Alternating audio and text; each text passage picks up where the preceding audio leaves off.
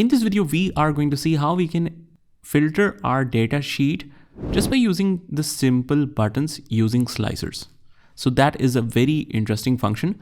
And although we know that we can apply those buttons or slicers on the dashboards, but let's see if it is able to filter our data as well. So this is our complete data.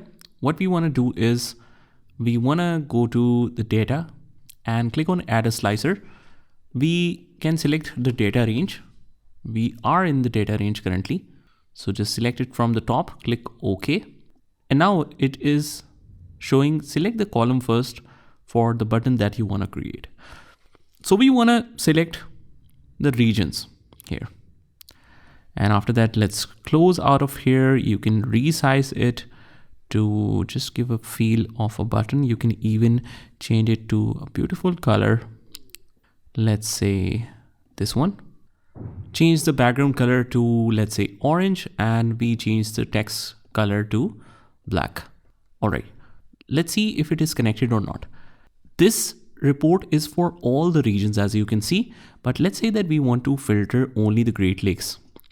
Click on this all and we select Great Lakes, or clear all, select the Great Lakes and click OK. Just remember to click OK, otherwise it will not filter the data. And as soon as we select OK, it is filtering our data. Similarly, let's create one more report or one more button. Click clear and we click OK, or select all, we click OK, and we can see all the results. Go to data, click on add a slicer, but here it says that two slicers can either have the 0 or all the common values. So what we can do is just copy this, paste it again, and just customize the setting, and we select the column in the data for the salespersons. That's it.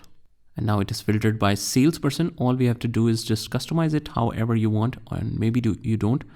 So I just prefer some different colors in order to make it look good. Let's try this. Emily Carter, I want to filter it by David Thompson sales. Scroll down, make sure it is ticked, and then let me just reduce the size. Clear all, David Thompson, scroll down, click OK. And now we have all the sales reports for David Thompson. So that's how we can apply different filters using the slicer buttons. Select all, click OK, and now we are back. So that's how you do it. Just try this by yourself, and I will see you in the next one.